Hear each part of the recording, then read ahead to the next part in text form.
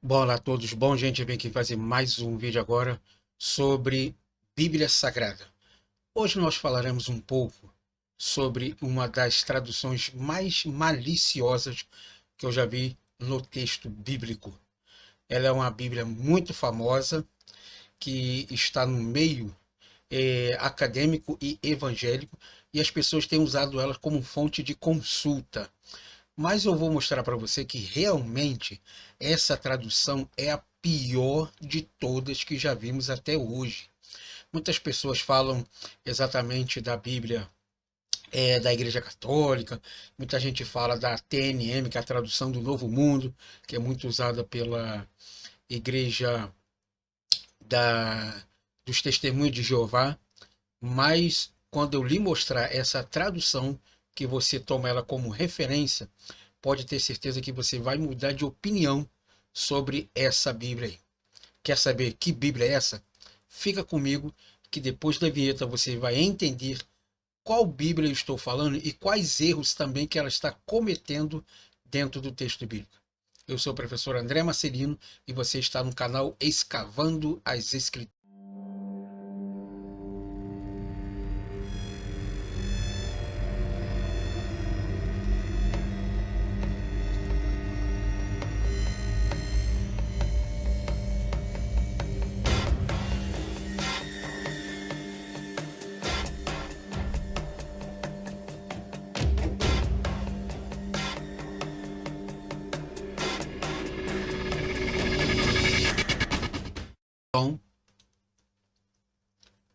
Então, pessoal, aqui está ela expondo os erros dessas traduções que são a Bíblia Viva, a NTLH, conhecida como Nova Tradução da Linguagem de Hoje, tá bom? A Holy Bible New International Version, que é a NVI americana.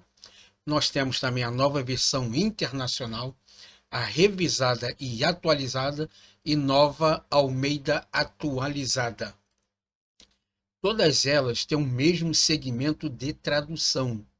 E eu vou expor os erros que elas cometem aqui ao vivo, para que você possa ter uma pequena lembrança exatamente do que acontece com essas Bíblias e os erros dela.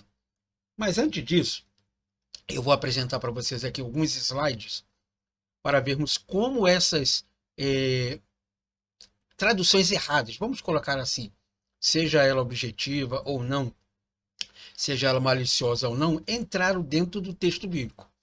Então, causa dos erros da transmissão do texto bíblico. Primeiramente, a gente tem que entender o porquê que elas cometem esses erros aí. Então, como o médico precisa fazer um diagnóstico preciso antes de tentar realizar a cura, da mesma maneira, a crítica textual deve estar ciente dos vários perigos a que está exposto um texto transmitido por manuscritos antes de corrigir os erros. É importante conhecer não apenas o que pode acontecer, mas também o que tem acontecido na cópia de manuscritos. Este capítulo irá limitar-se à apresentação do problema e em classificar os erros. Porém, as soluções serão apresentadas parcialmente em outros tópicos neste comentário expositivo sobre os erros expostos da versão NVI e NIV, que é a nova versão internacional, e New International Version, que ela é americana, sobre alguns trechos dessa tradução. Se livros impressos cuja revisão de provas é feita com maior cuidado e apresentam muitos erros, também estes eram muito mais comuns em livros copiados manualmente. Uma das dificuldades que nós teremos aqui é o que são esses erros das escrituras. Primeiro, são erros provenientes de uma visão deficiente. Um copista não tinha um óculos na época dele, certo? Então, muitas das vezes, ele tinha um problema de visão. Erros provenientes de igual terminação. Às vezes, uma linha terminava com a palavra amor. Então, ele olhava para o lado e via a palavra amor. Copiava para o lado de cá. Quando ele voltava, vamos dizer que 4 linhas abaixo dela também tinha a palavra amor. Então, na cabeça dele, qual foi a última letra que ele, a última palavra que ele leu? Amor. Então, ele olhava para baixo, se esquecendo que em cima também tinha a palavra amor. Exatamente por quê? Por causa da visão deficiente. E ele copiava a partir dali. Então, o que acontecia? Ele deixava 4 linhas sem tradução. Exatamente por quê? Por causa de uma visão deficiente, que ela trazia uma igual terminação. Erros provenientes de adição deficiente. Né? Muitas vezes a gente fala aquele mendigo, não é mendigo, é mendigo. Né? Erros de memória. Às vezes ele copiava o texto assim, que alguém falando para ele. Então, assim como acontece com o livro de Lucas, que ele pegou vários testemunhos de pessoas, depois lá na frente que ele vai começar a escrever. Ele já não estava com o livro da mão. Entendeu? Erro de analfabetismo. Né? Eu tenho um papiro aqui que um copista errou o nome de Deus, não sabe escrever Deus. D-E-U-S, Deus. Né? E esse papiro aqui tem aqui que o copista colocou a parte embaixo da palavra certa do nome Deus. Nós temos outros erros aqui também, de erros de encontros consonantais, como assimilação, do latim similis, semelhante. É a substituição de um fonema por outro que se assemelhe ao fonema mais próximo. Né? Nós temos aqui também, eu vou passar rápido para a gente tentar chegar no texto. Como eu disse nos outros vídeos, eu não gosto muito de vídeo muito longo. Eu acho que fica muito monótono e a pessoa acaba não assistindo. Então, sendo mais objetivo, mais claro, é melhor ainda, tá bom? Epêntese, do grego epêntesis, inserção, intercalação, é o acréscimo de um som ou letra no meio de uma palavra.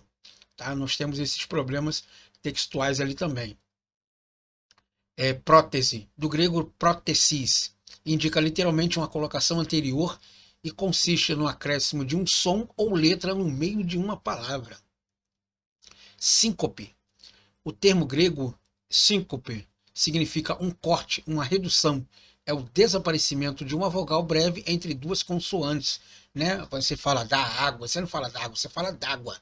Então você elimina, dá um corte ali naquele A da água e bota o D do pronome demonstrativo da mais água. Então, d'água, né? Metátese, o vocábulo grego significa transposição, transferência, mudança e é a deslocação de sons numa mesma sílaba. Tá? Nós temos dissimilação aqui também. Consiste na permuta de um fonema por outro para evitar a repetição de um mesmo som. Tá? Agora aqui também começamos então agora nessas dificuldades aqui então. Existe um fenômeno textual na Bíblia hebraica, ela diz muito sobre isso aqui, que é a literatura suspensa. Há 4 passagens no texto hebraico original de tradição massorética que em tais palavras aparecem suspensas. Darei somente uma apresentação para a gente não prolongar muito o vídeo. Em Juízes 18:30 diz assim, a leitura original provavelmente era Moisés. Então alteraram o texto por motivos teológicos para Manassés, sendo essa corrigida por motivo de eufemismo. Então a palavra seria Moisés aqui, Moshe, né? E botaram aqui ó, um nun suspenso. Então lia-se Menaché. Por quê? Em Juízes 18:30 diz que uns certos descendentes da linhagem de Moisés faziam coisas que eram desagradáveis a Deus. Então, os tais seguidores de Moisés acharam aquilo uma injustiça falar do nome do profeta, no caso do legislador que era Moisés. E botaram então um nome suspenso aqui. Então o texto ficou assim. E os descendentes de Manassés, não de Moisés, faziam coisas que desagradavam a Deus. Aqui já foi feito uma alteração no texto. O copista podia fazer isso? Sim. Ele tinha a pena na mão, ele tinha o direito de fazer isso, porque, como dissemos aqui, o índice de analfabetismo era muito grande. Então as pessoas não tinham aquela coisa de dizer, não, isso aqui está certo, isso aqui está errado, será isso aqui mesmo?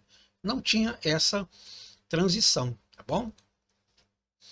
Preservação da tradição textual. Tá? Além de ortografias irregulares, que são partes integrantes do texto bíblico hebraico, há também outros detalhes peculiares na tradução do texto proto-massorético, que é antes do cativeiro babilônico. Existia um fenômeno textual chamado Tikkuné Soferim, que é a correção dos escribas. Em 1 Samuel 3,13 diz que os certos descendentes do sacerdote de Eli faziam coisas que desagradavam a Deus, e Eli não os repreendia. Então, um copista viu a palavra Elohim no texto ali de Samuel 3,13. Então, o que ele fez? Aqui em vermelho, ele tirou a letra Aleph e a consoante Yod. E ficou embaixo Lahem. Lahem é o pronome pessoal da primeira pessoa do plural. A si mesmo, ou a eles. Então, o texto original agora diz que e os filhos de Eli, os sacerdotes, faziam coisas desagradáveis a si mesmos e eram amaldiçoados a si mesmos. E Eli não os podia repreender. Então mudaram de amaldiçoar a Deus para si mesmo. Olha aqui a diferença aqui. Ó. Só você dar uma pausa no vídeo que você vai ver que as mesmas traduções agora foram mudadas, tá bom? Nós temos um outro fenômeno aqui também, chamado de caso de eufemismo. Muitas das vezes, um copista tentava harmonizar o texto, sem ser irregular na literatura, que é o caso aqui do livro de Jó. É maldição ou é bênção?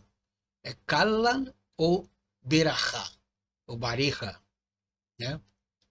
Então nós temos aquele caso de Jó, onde a mulher dele diz assim, ainda mantém a integridade com esse Deus, amaldiçoa Deus e morra. E Jó então repreende ela. Isso é um caso muito comum dentro do texto bíblico, eu acho que é o mais famoso do texto hebraico. Então, na verdade, a palavra era maldição ou era bênção? Bom, a palavra correspondente ali realmente é maldição, não é bênção. Então, por quê? Um copista tentou harmonizar o texto tirando a palavra maldição e colocando bênção. Mas ele fez errado porque ele não se atentou ao contexto original da semântica do texto. Por quê? Porque Jó repreende a mulher dele. Ora, se Jó está repreendendo a esposa dele, então logo é maldição e não é bênção. Porque se fosse bênção, ele não estaria, então, a, repreendendo a esposa. Ele repreende ela porque ela pede para amaldiçoar a Deus. Tá bom? Então o texto ali correto era maldição.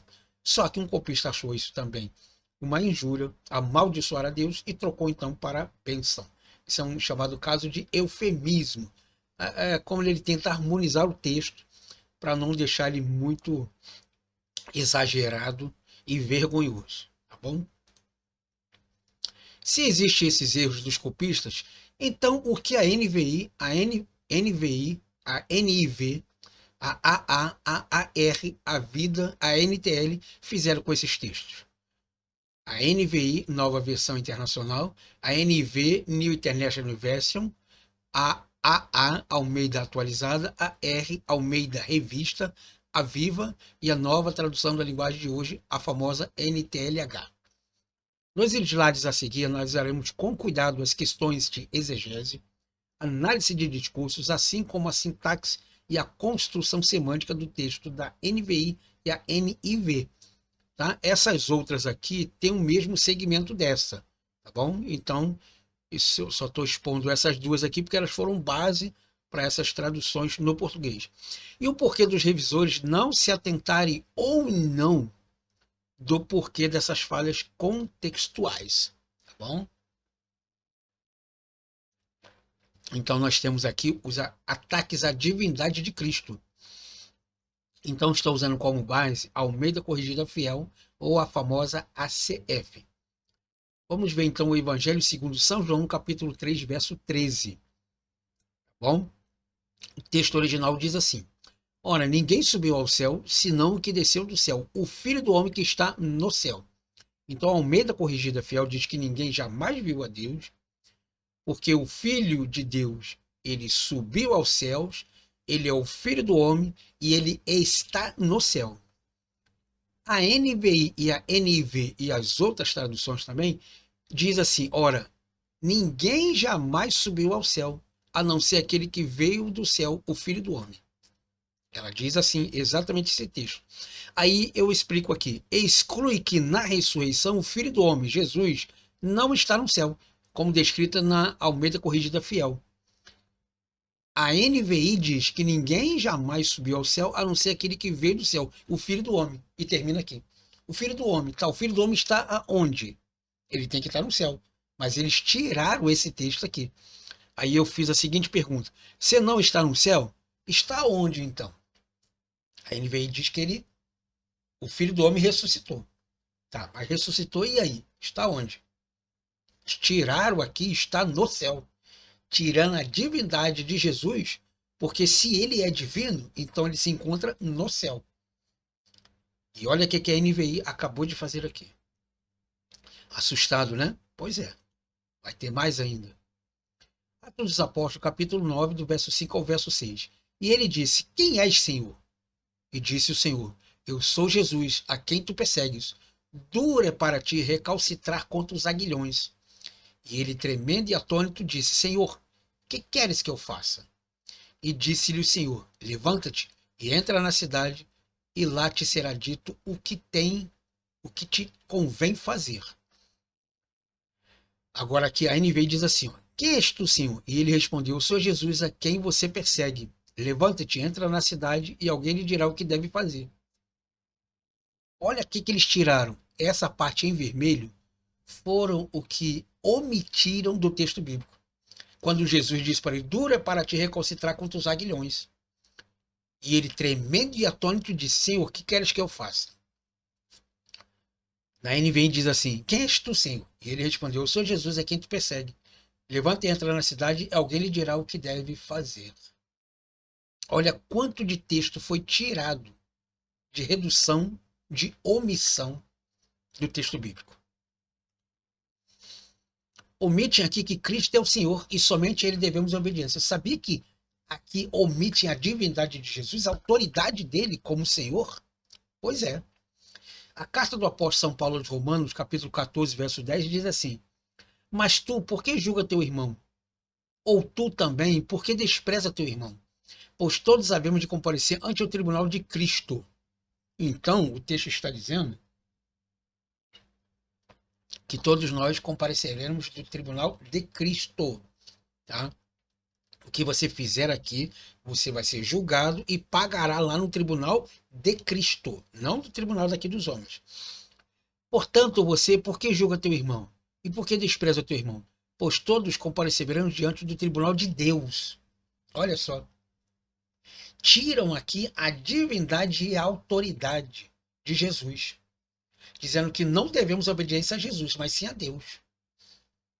Porque ele diz que compareceremos diante do tribunal de Deus e não de Cristo. Olha só. Quer dizer que Cristo aqui agora ele não existe. O que existe é o nosso Senhor Deus, não Jesus. A NVI adultera Cristo para Deus, ora como juiz do verso 10 e o mesmo do verso 12. Portanto, anula aqui uma fortíssima prova da divindade de Cristo, e que é a ele que os protestantes darão conta da recompensa de seus galardoadores. Portanto, você, por que julga teu irmão? E por que despreza seu irmão? Pois todos compareceremos diante do tribunal de Cristo. Porque está escrito: por mim jureis, diz o Senhor, e diante de mim todos os joelhos se dobrará e toda língua confessará que eu sou Deus. Eu quem? Jesus. A NVI diz assim: cada um de nós prestará conta de si mesmo a Deus. Olha o quanto de texto foi tirado aqui. Ó. Você pode pegar a NVI ou uma daquelas versões que eu falei aí em cima e ler ela, que ela vai falar exatamente isso que eu estou lhe dizendo. Não tem nenhuma falcatrua aqui, não tem nenhum erro, não tem nada de errado, a não ser esses textos que eu estou lhe mostrando aqui. A primeira carta do apóstolo São João, no capítulo 4, verso 3, diz assim: e todo espírito que não confessa que Jesus Cristo veio em carne não é de Deus. Mas este é o espírito do anticristo, do qual já ouvistes que há de vir, e eis que agora já está nesse mundo. Aqui agrado às falsas religiões, pois anulam que Cristo veio em forma humana, mesmo sendo 100% Deus. A NVI e a NIV declaram fielmente que Jesus é e sempre será homem carnal. Olha o que ela diz aqui agora. Vocês podem reconhecer que o Espírito de Deus, deste modo, todo espírito que confessa que Jesus Cristo veio em carne procede de Deus.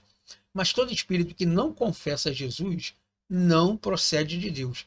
Este é o espírito do anticristo, acerca do qual vocês ouviram que está vindo e agora já está presente. É complicado, né? Ataques à expiação por Cristo e só pelo seu sangue. Carta do apóstolo São Paulo aos Colossenses, capítulo 1, verso de número 14. Em quem temos a remissão dos pecados, o qual é a imagem do Deus invisível, o primogênito de toda a criação. Quem é a imagem do Deus invisível? É o próprio Jesus que se manifestou. Quem é o primogênito de toda a criação? É o próprio Jesus. A NVI tira exatamente isso aqui. Ó. Eles tiram aqui que não foi pelo derramamento de sangue que nossos pecados foram excluídos. E que em Deus foi propiciado, portanto, a salvação não foi comprada. E quem temos a redenção, a saber, o perdão dos pecados. Mole? Em que temos a remissão dos pecados, o qual é a imagem do Deus invisível, primogênito. Isso aqui, tudo aqui, ó, de baixo, eles tiram. Eles colocam somente em quem temos a remissão de pecados. Em quem temos a remissão de pecados. Eles não falam. Mas os outros textos dizem que nós temos a remissão dos nossos pecados, que vem através do Deus invisível, Jesus, e que é o primogênito de toda a criação, que é Jesus. Ataques à morte de Cristo. Limpai-vos, pois, do fermento velho, para que sejais uma nova massa. Assim como estáis sem fermento, porque Cristo, nossa Páscoa, foi sacrificado por nós. Aquele livre-se do fermento velho, para que sejam massa nova e sem fermento, como realmente são, pois nosso Cordeiro Pascual foi sacrificado. Limpai-vos do fermento velho. Ok. Para que sejais uma nova massa. Ok.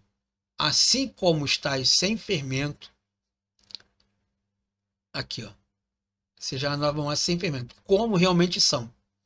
Pois Cristo, nossa Páscoa, foi sacrificado por nós. Pois nosso Cordeiro Pascual foi sacrificado. Sacrificado por quem? Por nós. E por que a NVI não colocou aqui? Quer dizer, então, que Jesus veio só para os judeus e nós não?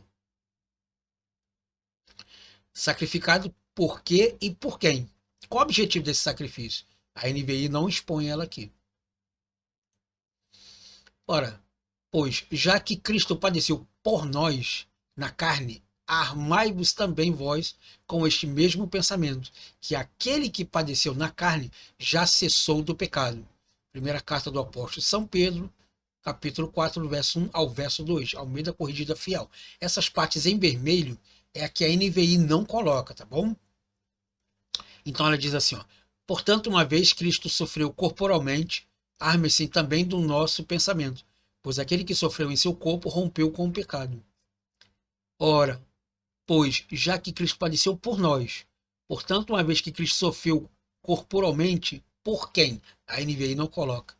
Na carne, armai-vos também vós com estes mesmos pensamentos, que aquele que padeceu na carne já cessou o pecado. Arme-se também do vosso pensamento, pois aquele que sofreu em seu corpo rompeu com o pecado. Ele não rompeu com o pecado. Ele cessou do pecado. Ele exterminou o pecado. Por quanto tempo durou esse pacto de sacrifício pascual? Rompeu, mas não cessou? Então você vê que essa tradução ela é totalmente maliciosa. Tanto ela quanto as outras que eu mostrei aqui no início do vídeo. Assim os derradeiros serão primeiros e os primeiros derradeiros, porque muitos são chamados, mas poucos são os escolhidos. A NVI diz, assim os últimos serão primeiros e os primeiros serão os últimos. E somente isso? E cadê os muitos são chamados, mas poucos são os escolhidos? Então a palavra de Deus veio para quem? Veio para os primeiros que serão os últimos que serão os primeiros? Mas quem serão os primeiros, quem serão os últimos? A NVI não diz. E Jesus, tendo ouvido isso, disse-lhes, Os sãos não necessitam de médico, mas sim os que estão doentes. Aí ele vem dizendo assim, ó, eu não vim chamar os justos, mas sim os pecadores ao arrependimento. Evangelho segundo São Marcos, capítulo 2, verso 17. Ouvindo isso, Jesus lhe disse, não são os que têm saúde que precisam de médico, mas sim os doentes. Eu não vim para chamar os justos, mas pecadores. Tá. Chamou os pecadores para o quê? Ao arrependimento. Destrói aqui o arrependimento, no qual esse é o principal propósito da vinda do Messias, o Cristo ressuscitado. A NVI não coloca. Olha aqui. Ó. Eu não vim chamar os justos, mas sim os pecadores ao arrependimento. Eu não vim chamar os justos, mas pecadores. Para o quê? Chamou os pecadores para o quê? A NVI não coloca aqui. Ó. Veja como é que é malicioso. Podre. Desculpa a expressão podre. Essa tradução aqui, fazendo-se isso, e muita gente se usando dela, como outras traduções aqui que eu expus aqui também, a Almeida atualizada, a nova versão da linguagem de hoje, Almeida revista. Veja como é. Outros erros. Evangelho segundo São Mateus, capítulo 1, verso 25. Tem muito mais do que isso aqui, tá? Isso aqui eu só estou expondo algumas coisas aqui. E não a conheceu até que deu à luz ao seu filho, o primogênito, e colocou-lhe por nome Jesus. Mas não teve relações enquanto ela não deu à luz a um filho e lhe pôs o nome de Jesus. Mas que filho que ela colocou o nome de Jesus? O primogênito. E por que a NVI não colocou aqui? Por que a NVI não especificou?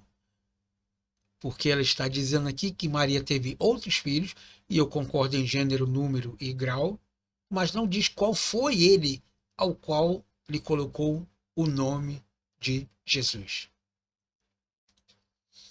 Primeira carta do apóstolo São Paulo aos Coríntios, capítulo 6, verso número 20. Porque fostes comprado por um bom preço. Glorificai, pois, ao Deus do vosso corpo e no vosso espírito, aos quais pertencem a Deus. Aqui ela coloca, vocês foram comprados por alto preço.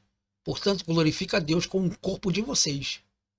Não, glorifica a Deus no vosso espírito, aos quais pertence a Deus. O que pertence a Deus? O teu corpo e o teu espírito. A NVI tira exatamente isso daqui, dizendo que você tem que glorificar a Deus com o corpo, não com o espírito, não com a alma que pertence a ele. Não com o corpo, e nem o espírito, e nem a alma que contém o elemento de Deus. A NVI tira isso aqui. Gente, isso aqui é muito complicado. Muito complicado. Em todos os meus vídeos que eu faço aqui, eu sempre peço para não compartilhar. Porque eu acredito que todos, sem melancolia, vem e acessa o meu canal. Então não preciso dar o seu like, faça isso. Eu não sou aquele cara pejorativo. Eu gosto muito de a pessoa vir por si próprio. Mas esse vídeo aqui eu vou pedir para você compartilhar ele com outras pessoas que necessitam ver esse tipo de conteúdo aqui. Aqui nós temos o livro da Revelação, capítulo 11, verso de número 17, que diz assim: Graças te damos, Senhor Deus, Todo-Poderoso, e porque assumistes o teu grande poder e começaste a reinar.